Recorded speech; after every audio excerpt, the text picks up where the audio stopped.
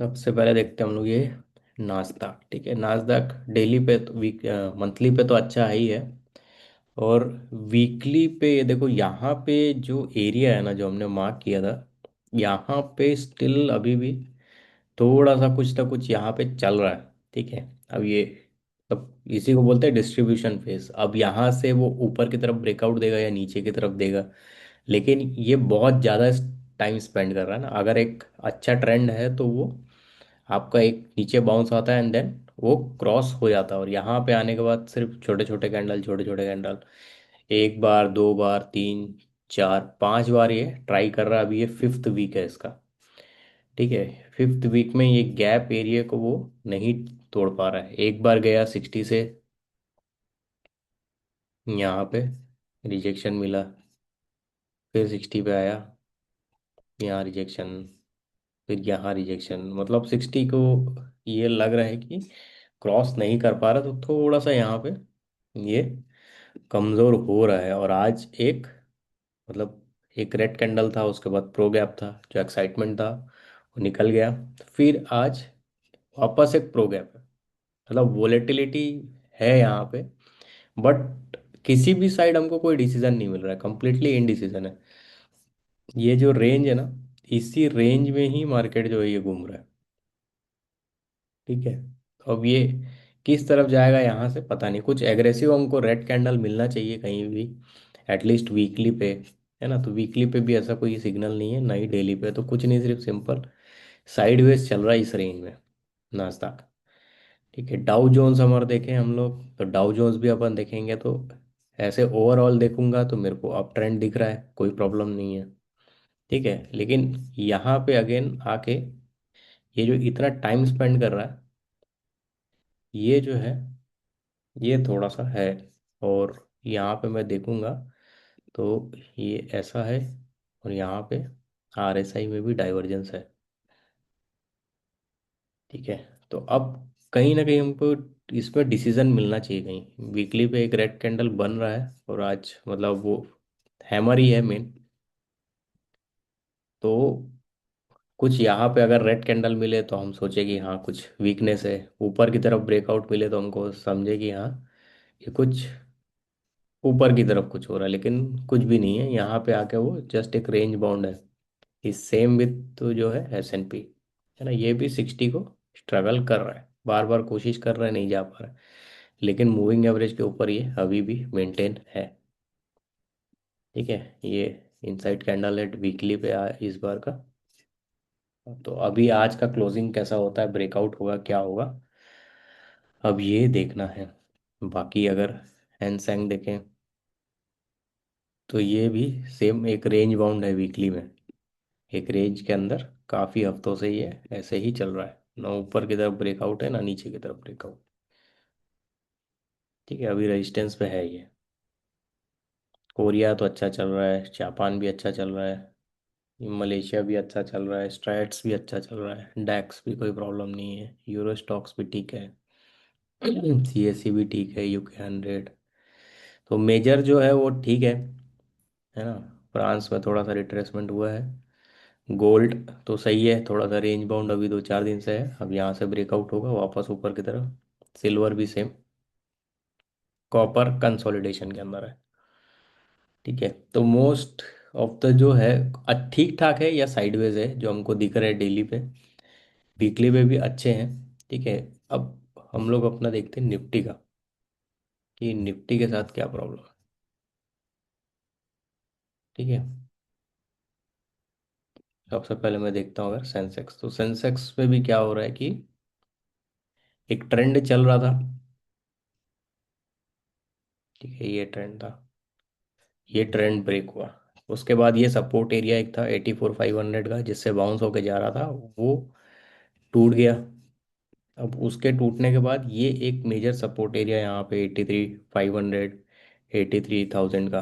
ठीक है, यहाँ पे ये अभी कुछ दिन से यहाँ पे है, अब ये एक यहाँ पे ये ट्रेंड चल रहा है।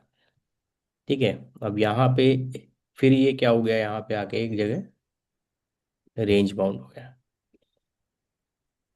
ठीक है, अब ये रेंज में चल रहा है।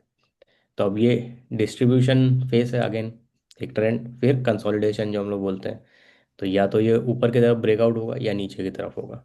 ठीक है, एक डब्लू पैटर्न जैसा बन रहा है, हम लोग देख रहे हैं यहाँ पे कि प्राइस जो है,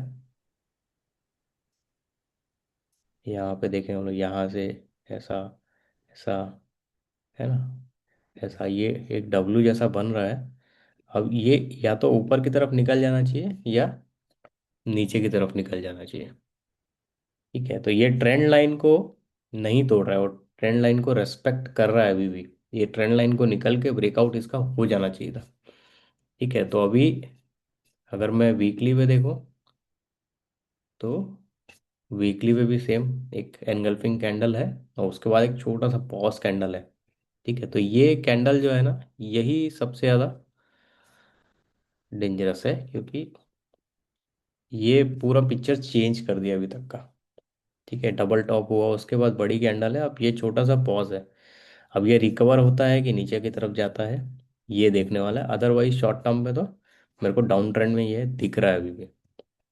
एक सपोर्ट एरिया है, उसको रेस्पेक्ट कर रहा है, अब वहाँ से चले जाना चाहिए, है ना। 40 को ये ब्रेक कर चुका है, 40 के नीचे चल रहा है, मतलब सेलिंग प्रेशर है। ठीक है, बेरिशनेस आ रहा है इसमें, या तो वो रिकवर कर जाना चाहिए या फिर ब्रेक करके निकल जाएगा। ठीक है, निफ्टी 50 में हम लोग देखते हैं सेम, एक अच्छा खासा ट्रेंड चल रहा था इधर से, वो टूट गया, फिर साइडवेज गया। फिर ये एक सपोर्ट लेवल था एक अच्छा, 25,800 का, ये सपोर्ट लेवल उसने ब्रेक कर दिया। अब ये 25,700 और 25,500 एक राउंड फिगर है ना, जो एक सपोर्ट जोन भी है पहले का, और ये वाला। अब ये सेम जैसे सेंसेक्स में देखा ना हमने, सेम वैसा ही हो रहा है यहाँ पे भी। ये एक डब्लू पैटर्न जैसा बन रहा है, बट ये ट्रेंड लाइन के ऊपर क्लोज ही नहीं हो रहा है यहाँ पे। प्राइस प्रेशर नीचे से, बाइंग प्रेशर आ रहा है, बट वो वहाँ पे क्लोजिंग अच्छी नहीं आ रही। एक बस ये अच्छी क्लोजिंग आई है, तो यही एक जो है थोड़ा सा होल्ड करके बैठा है अब उसके अगेंस्ट में। अब ये देखते हैं, अगर ये लो टूट गया तो फिर 25,500, और ये भी टूट गया तो नेक्स्ट लेवल होगा 25,000, है ना, क्योंकि तब थोड़ा सा वो आ जाएगा, पैनिक आ जाएगा मार्केट में, ये लेवल टूट सकता है। या फिर ये नेक्स्ट वीक में ही ये जैसे सिंगल कैंडल जैसे ये जा रहा था ना, तो यही क्लोज आ जाती तो स्ट्रेंथ दिखता मार्केट में। अभी स्ट्रेंथ निफ्टी में नहीं है। ठीक है, निफ्टी जो है वो किसी कारण से वो होल्ड नहीं कर पा रहा है। तो मेन लेवल ये 26,000 का है, जो पहले से मैं बोल रहा हूँ कि ये जो है, क्योंकि एक साइकोलॉजिकल नंबर है 26,000। ठीक है, तो ये एक्साइटमेंट में हो सकता है क्रॉस कर गया हो 26,000 के, ऑल टाइम हाई है, ऑल टाइम हाई है, बट वो टिका नहीं था। ठीक है, तो अब ये ट्रेंड लाइन एक ब्रेक होना चाहिए डब्लू पैटर्न करके, वापस ये 40 के, ये थोड़ा सा नीचे गया था, वापस 40 के ऊपर आया है अभी, मतलब ऑलमोस्ट वहीं पे है मेक एंड ब्रेक वाला। ये जोन से निकल जाता है प्राइस एक अच्छी कैंडल के साथ, तो थोड़ा सा निफ्टी में प्रेशर रहेगा। तो निफ्टी का ये है, बैंक निफ्टी अपोजिट है, एक 60,000 का अपना लेवल हम लोग चल रहे थे, जिसको क्लोजिंग तो आ गई है। अब ये देखना है इसको सस्टेन करता है कि नहीं, है ना, क्योंकि ये ऑलमोस्ट एकदम 60 पे ही है। 60 क्रॉस करके, अब इसको या तो क्रॉस करके फिर आप एक बार वो सपोर्ट ले लेगा, तब क्लियर हो जाएगा। अदरवाइज ये जो है, अभी 60 तो क्रॉस कर लिया, अब मेरे को ये देखना है कि नेक्स्ट वीक में क्या होता है। ठीक है, बाकी अगर मैं वीकली में देखूँ तो इसमें जो बना था कैंडल की रिवर्सल टाइप का डार्क क्लाउड कवर, इसको एक वीकली पे पियर्सिंग पैटर्न जो है वो, मतलब रिवर्स, एक रिवर्सल पैटर्न उसका भी बन गया है।